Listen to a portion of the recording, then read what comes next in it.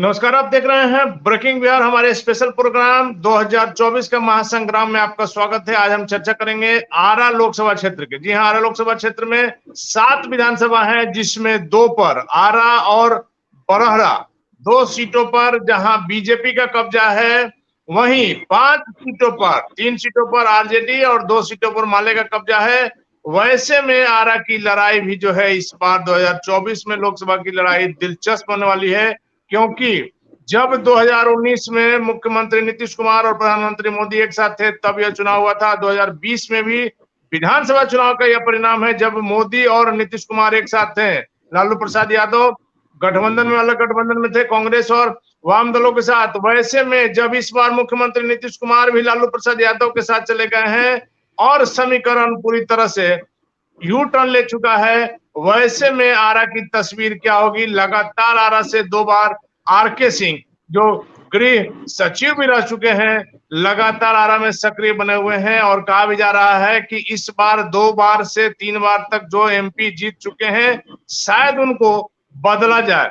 ऐसे एमपी की संख्या करीब करीब बीजेपी के जो स्रोत बता रहे हैं, जो सूत्र बता रहे हैं, 150 के आसपास हो सकते हैं। वैसे में बड़ा सवाल यह भी है कि क्या आरके सिंह को फिर से रिपीट किया जाएगा या चेहरा बदलेगा।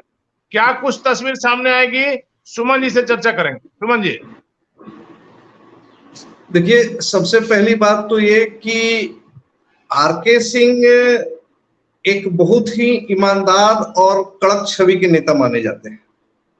1975 बैच के आईएएस हैं, केंद्र सरकार में पूर्व गृह सचिव भी रह चुके हैं और आरके सिंह के ही नाम लालकृष्ण आडवाणी को गिरफ्तार करने का संजोग भी बैठा है। भागलपुर में गिरफ्तार किया था लालकृष्ण आडवाणी को उन्होंने। पिछले 2 बार से वहां के सांसद हैं, राजपूत जाति से आते हैं, सुपौल जिले के रहने वाले हैं, लेकिन ससुराल उनका आरा में ही है।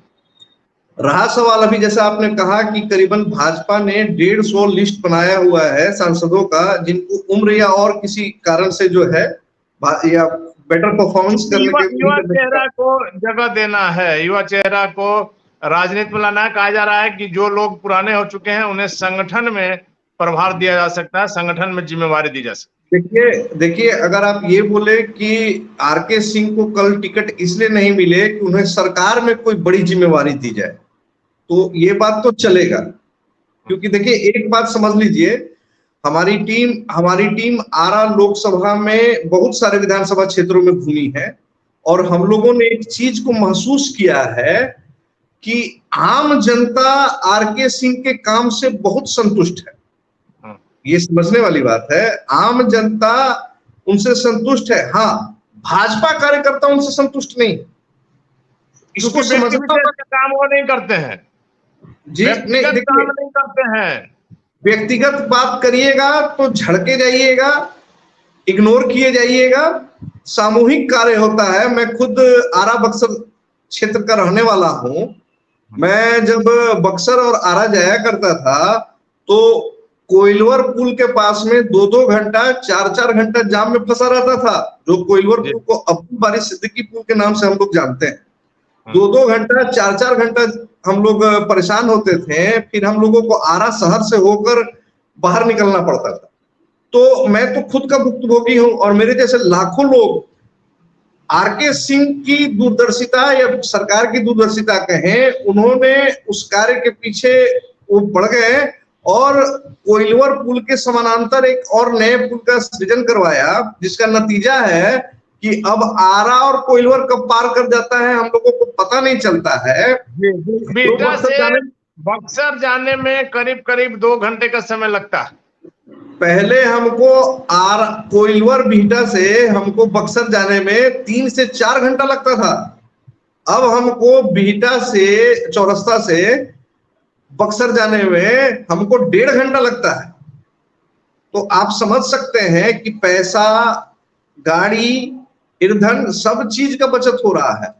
इतना बड़ा उन्होंने काम किया है। आरा के लोग उनको बिल्कुल नहीं भूलेंगे। कार्यकर्ताओं की बात हमने कहा कि कार्यकर्ता तो व्यक्तिगत हित और दूसरे लोग में पड़े रहते हैं। सभी को नहीं कहूंगा, लेकिन बहुत सारे कार्यकर्ता चाहते हैं कि भाई सांसद और विधायक है, हमारे घर बेटे का मुंडन हुआ, हमारे घर बेटा की शादी हुई, बहन की शादी हुई, तिलक हुआ, उसमें शिरकत करे। तो ये सब कार्यों में वो दिलचस्पी नहीं लेते, वो काम करने में दिलचस्पी लेते हैं। मैंने शुरू में ही कहा कि बहुत ही ईमानदार और कड़क छवि के नेता माने जाते हैं। जी, क्या क्या कुछ तस्वीर आएगी सामने यदि आरके सिंह को रिपीट नहीं किया जाता है? कौन अगला चेहरा हो सकता है? जातिगत समीकरण क्या है पूरे आरा लोकसभा क्षेत्र में? देखिए, आरा लोकसभा का जहां तक हिसाब है कि अगर भाजपा और जदयू का गठबंधन रहता तो भाजपा एक्सपेरिमेंट करने के हालात में रहती, लेकिन अभी भाजपा का वैसा मजबूत जो है जमीन पर पकड़ नहीं दिख रहा, कम से कम बिहार के चुनाव में, बिहार लोकसभा चुनाव, क्योंकि विरोधियों के एकजुट हो जाने से भाजपा भी जो है थोड़ा सा उसका एक दो कदम पीछे चला गया है। वो एक एक सीट पर मंथन कर रही है, वो देख रही है कि कहीं मेरी कोई एक छोटी सी नादानी भी हमें उस सीट पर हार का सामना नहीं करना पड़े उस नादानी के कारण। तो सबसे बड़ा बात ये है। दूसरा चीज, आरा के सामाजिक और राजनीतिक समीकरण के बारे में भी कुछ बताना चाहूंगा कि पहले मैं स्टार्ट करता हूं 2014 के लोकसभा चुनाव से। 2014 के लोकसभा चुनाव में जैसा कि हम सभी लोग जानते हैं कि सारी पार्टियां अलग अलग लड़ी थी। भाजपा के आरके सिंह उस समय भी विजयी हुए थे, करीबन उनको 3,91,000 वोट आया। उसके अलावा आपको आरजेडी के भगवान कुशवाहा चुनाव लड़े थे, उनको करीबन 2,55,000 के करीब में वोट आया था। इसके अलावा माले के राजू यादव, काफी बड़े नेता हैं माले के, उनका काफी बड़ा जनाधार है। राजू यादव इलेक्शन लड़े थे, लेकिन उनको भी 98,000 वोट, 805 वोट आया था, 98,805 जी। और जदयू की मीना सिंह चुनाव लड़ी थी, तो उनको भी 75,962 वोट पर वो भी सिमट गए। ठीक है, टोटल वोट उस समय पोल हुआ था 8,93,000। उस समय वोटर थे तकरीबन 18 लाख, 49% के ग्रुप में वोट पोल हुआ था। और अगर आप बात करते हैं 2019 में, तो 2019 में जैसा कि आपको पता है कि आरजेडी और माले का गठबंधन हो चुका था, तो वहां पर आरजेडी का उम्मीदवार नहीं लड़ा था चुनाव, वहां पर माले से राजू यादव ही चुनाव लड़े थे आरके सिंह के विरुद्ध। तो आरके सिंह को वोट जो आया था वो था 5,66,000, और राजू यादव को जो वोट आया था वो 4,19,000। 1,47,000 से इस बार भी आरके सिंह विजयी हो गए थे। 10,83,000 के आसपास में वोट पोल हुआ जी। अब रहा सवाल, जैसा कि आपने शुरू में कहा कि आरा संसदीय क्षेत्र में 7 विधानसभाएं, जिसमें संदेश, जगदीशपुर और शाहपुर, इन तीनों पर आरजेडी का कब्जा है। तरारी और कियाओं पर भाकपा माले का कब्जा है। आरा और बड़ौरा पर भाजपा का कब्जा है जी। जातिगत वोटों की बात करें तो वहां पर 20-22% करीबन यादवों का वोट है, जो कि तकरीबन आपको 4.5 लाख के आसपास में होता है। और सवर्णों की बात करें, क्योंकि वहां पर सवर्णों का वोट आरा में अच्छा खासा संख्या में है, और हर सोर्स, हर मीडिया सोर्स जो है अपने अपने हिसाब से बताता है, लेकिन जो मोटा मोटी मैं बता रहा हूं इसमें थोड़ा बहुत ऊपर नीचे हो सकता है। तो सवर्णों का वोट भी आपको 6.5 लाख से 7 लाख के आसपास में, जिसमें ज्यादा वोट आपको राजपूतों का है।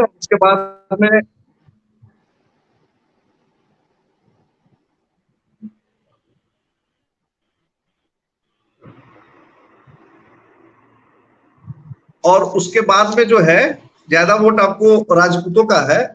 और उसके बाद में आपको भूमिहार, ब्राह्मण और लाला, इन लोगों की भी आबादी ठीक ठाक, जो कि तकरीबन आपको 30% के आसपास में होती है, उससे ज्यादा ही होती है। इसके अलावा अगर हम लोग बात करें मुसलमानों की, तो मुसलमानों की वोट भी करीबन आपको 7% के आसपास में है, जो तकरीबन 1.5 लाख के आसपास में आता है। SC/ST वोटर जो है वहां पर 16% है, 3.5 लाख के आसपास में SC/ST वोटर भी। इसके अलावा ओबीसी जातियों की संख्या भी अच्छी खासी। पूर्वी कोरी वोट भी वहां पर आपको कुछ विधानसभा क्षेत्र ऐसे हैं जहां पर पूर्वी कोरी वोटों की संख्या बहुत अच्छी खासी। मैं बार बार हर लोकसभा महासंग्राम में आप ध्यान देते होंगे कि मैं कुर्मी और कोयरी वोटों की जिक्र जरूर करता। उसका रीजन है वोट निर्णायक होंगे, जिधर जाएंगे उधर सरकार का पलड़ा झुकेगा। बिल्कुल बिल्कुल बिल्कुल। तो इसीलिए मैं बार बार जिक्र करता हूं। आप देखेंगे कि आरा के बगल में ही लोकसभा क्षेत्र है काराकट, वहां भी आपको कोरी मतदाताओं की संख्या काफी ज्यादा है। तो अभी क्या है कि भाजपा जदयू से अलग हो गई है, दूसरा चीज है कि भाजपा, कांग्रेस, आरजेडी, माले सारे पार्टी मिल गए हैं, तो आरके सिंह और मोदी जी की लोकप्रियता पर ये सारा गठबंधन कितना भारी पड़ता है, ये देखने का विषय। इसके अलावा जी, लेकिन यदि बीजेपी आरके सिंह को तीसरी बार टिकट नहीं देती है तो बीजेपी के संभावित उम्मीदवार कौन हो सकते हैं, और महागठबंधन से INDIA से इस बार कौन से उम्मीदवार हो सकते हैं सामने? देखिए, जैसा कि आजकल के डेट में तो सभी लोगों को पता है कि टीवी पर समाचार कितने लोग देखते हैं, सोशल मीडिया के थ्रू ही लोगों को ज्यादा न्यूज पता चल रहा है। अभी आप देख रहे होंगे कि करीबन 6 महीना से पवन सिंह जो लोकप्रिय भोजपुरी गायक है, उनकी सक्रियता बहुत बढ़ी हुई थी और वो भाजपा के विभिन्न नेताओं से जा जाकर मिल रहे थे। चूंकि भोजपुरी इंडस्ट्रीज के हैं, देख रहे हैं कि साथ के मनोज तिवारी, निरहुआ और रवि किशन, ये सारे लोग सांसद बन गए हैं, तो भाई जाहिर सी बात है कि अंदर से उनको भी थोड़ी खुजली तो जरूर हुई होगी कि भाई स्वाभाविक है। और पवन सिंह भोजपुरी के बहुत बड़े स्टार हैं, हीरो हैं, सिंगर हैं, तो निश्चित तौर पर उनकी लोकप्रियता भी है। और जिस प्रकार से वो सभाओं में जाते हैं, खास करके बिहार में आपने देखा होगा कि किस प्रकार से हजारों की संख्या में लोग उनको सुनने के लिए जुटते हैं। बिल्कुल, लेकिन एक चीज को ध्यान रखना होगा, हमारा काम है निष्पक्षता से अपनी बात को अपने दर्शकों तक पहुंचाना। इसमें कोई दो मत नहीं है कि पवन सिंह बहुत ही लोकप्रिय गायक हैं और वो जहां भी जाएंगे वहां हजारों और लाखों की भीड़ जमा हो जाएगी।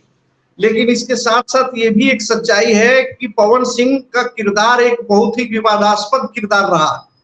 वो हमेशा गलत कारणों से सुर्खियों में रहते हैं। मैं किसी पर निजी हमला नहीं करना चाहूंगा क्योंकि हम किसी के निजी जीवन की बातचीत करने के लिए यहाँ पर नहीं उपस्थित हुए हैं, लेकिन पवन सिंह की जो छवि आज के डेट में बन चुकी है, मुझे नहीं लगता है कि भाजपा उन पर कोई दाव खेलेगी। तो क्या आपको लगता है आरके सिंह को रिपीट करेगी? एक और नाम बीच में आ रहा था, एक बहुत बड़े शिक्षाविद हैं कन्हैया सिंह, उनका काफी जिक्र हो रहा था। जदयू में जब वो थे तो वो आरसीपी गुट के बहुत करीबी, आरसीपी सिंह के बहुत करीबी आदमी माने जाते थे। उसके बाद में आरसीपी सिंह के बाद में उन्होंने भी जो है भाजपा की सदस्यता ग्रहण की। लेकिन एक बात आप ध्यान रखिए कि आम आदमी को आज पता है क्या, आरके सिंह कहां से चुनाव, आरसीपी सिंह कहां से चुनाव लड़ेंगे? नहीं। जब आरसीपी सिंह का ही अभी कोई क्लियर नहीं है कि वो नालंदा लड़ेंगे, मुंगेर लड़ेंगे, या लड़ेंगे भी कि नहीं लड़ेंगे, क्योंकि जिस प्रकार से लड़ेंगे भी कि नहीं लड़ेंगे, ये एक बहुत महत्वपूर्ण विषय है। तो जो कन्हैया सिंह आरके सिंह के पीठ पर चढ़कर, सॉरी आरके सिंह मैंने बोल दिया, आरसीपी सिंह के पीठ पर चढ़कर आए हैं, उनमें कितनी संभावनाएं लोगों को दिखती है? मुझे कोई संभावना फिलहाल नहीं दिख रही है।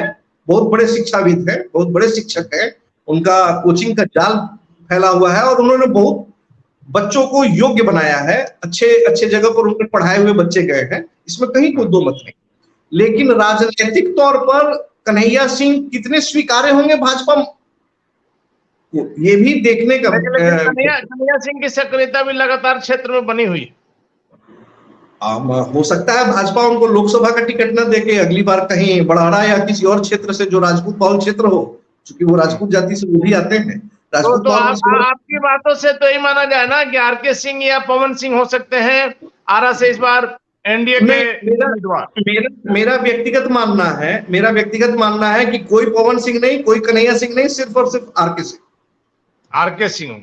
महागठबंधन से कौन उम्मीदवार हो सकते हैं? महागठबंधन से, जैसा कि आज भी दीपांकर भट्टाचार्य ने स्टेटमेंट, आज भी उनका कई न्यूज़पेपर्स में आया है, महागठबंधन से माले ने 6 सीटों पर दावेदारी की है। हालांकि माले को भी पता है कि 5 या 6 सीट पर जो भी हम दावेदारी कर रहे हैं उतनी सीट हमें मिलने वाली नहीं है। लेकिन माले की हिट लिस्ट में, चूंकि पिछली बार भी आरा में वो चुनाव लड़े थे, तो माले की हिट लिस्ट में जो टॉप 2 नाम है, वो नामों में एक आरा तो बिल्कुल है, और आरा से अगर माले चुनाव लड़ता है तो राजू यादव की दावेदारी फिर से तय माननी चाहिए। जी, तो राजू यादव टक्कर दे पाएंगे एनडीए के प्रत्याशी को? हम आज के डेट में देखिए, अभी चुनाव में बहुत समय है, आज के डेट में ये कहना कि टक्कर दे पाएंगे या नहीं दे पाएंगे ये बहुत जल्द होगा। लेकिन इस बार का चुनाव में कोई भी जीते कोई भी हारे, चुनाव बहुत ही दिलचस्प होने वाला है। और हो सकता है कि आरके सिंह का मार्जिन घटे, लेकिन ज्यादा संभावनाएं तो आरके सिंह की दिख रही। तो चलिए आखिरी सवाल है सुमन जी कि माना जाए कि जिस प्रकार से नीतीश कुमार अलग हुए हैं, उसके बाद से कहा जा रहा है, लगातार कहा जा रहा है कि भारतीय जनता पार्टी एनडीए बिहार में कमजोर हुआ है, क्योंकि मुख्यमंत्री नीतीश कुमार जिधर रहते हैं उधर न सिर्फ सरकार बनती है बल्कि वोटों का प्रतिशत भी ज्यादा हो जाता है। वैसे में जब लगातार कहा जा रहा है कि कुर्मी कुशवाहा और कुर्मी वोट जो है किधर जा रहा है वह निर्णायक साबित हो सकता है, तो क्या आरा की लड़ाई इस बार पूरी तरह से बीजेपी के लिए माना जाए आसान, या नीतीश कुमार के नहीं रहने से आरा की लड़ाई काफी दिलचस्प होगी? कुछ भी हो सकता है। देखिए एक बात समझ लीजिए, 2014 के चुनाव में जब भाजपा अकेले चुनाव लड़ी थी नीतीश कुमार को छोड़कर, उस समय वो 43.78% वोट लाई थी। वही भाजपा जब 2019 के चुनाव में नीतीश कुमार का साथ मिल गया तो उस भाजपा का चुनाव का प्रतिशत हो गया 52.42%। तो करीबन 8% का बढ़ोतरी हुआ। इसको नकारा नहीं जा सकता है। कोई अगर ये कहता है, बार बार बहुत लोग कहते हैं कि नीतीश कुमार के पास अपना वोट कहां बचा, अपना वोट कहां बचा, ऐसा बिल्कुल नहीं है। ऐसा बिल्कुल नहीं है। नीतीश कुमार के पास में वोट नहीं बचा रहा था तो उतने दिन से कंटिन्यू शासन कर रहे होते हैं, ठीक है, ये हम भी मानते हैं कि आज के डेट में तीनों प्रमुख पार्टियों आरजेडी, बीजेपी और जदयू में सबसे कम वोट प्रतिशत नीतीश कुमार के पास में ही। लेकिन बाकी दोनों पार्टियों का कॉम्बिनेशन ऐसा है कि वो दोनों नहीं मिल सकते हैं। पर नीतीश कुमार उन दोनों में जिसके साथ मुख्यमंत्री नीतीश कुमार जाएंगे उसका वोट बढ़ जाएगा।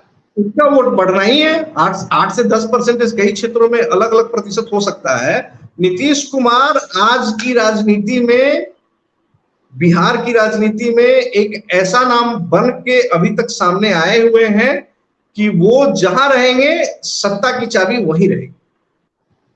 चलिए धन्यवाद इन तमाम जानकारियों के लिए। तो निश्चित तौर पर मुख्यमंत्री नीतीश कुमार जहां रहेंगे, कहा जाता है कि अब उनका तिलिस्म खत्म हो रहा है, सबसे कमजोर है, सबसे कम वोट उनकी है, लेकिन निश्चित तौर पर मुख्यमंत्री नीतीश कुमार के पास जो भी वोट बैंक है वह किसी भी गठबंधन में जाएंगे तो सरकार उनकी बनेगी। आरा लोकसभा की जहां तक बात है तो बीजेपी से आरके सिंह के अलावा पवन सिंह का भी नाम इस बार आ रहा है और शिक्षाविद कन्हैया सिंह भी लगातार प्रयासरत है, लेकिन माना जा रहा है कि इस बार भी बीजेपी आरके सिंह पर ही दांव खेलेगी। वैसे में महागठबंधन इंडिया की तरफ से अगर माले को अगर टिकट मिलता है, अगर राजू सिंह प्रत्याशी होंगे तो मामला काफी दिलचस्प होगा। वैसे में आगे क्या होगा देखना काफी महत्वपूर्ण होगा। कल किसी और लोकसभा को लेकर के आपके सामने होंगे। फिलहाल हमें दीजिए इजाजत, नमस्कार।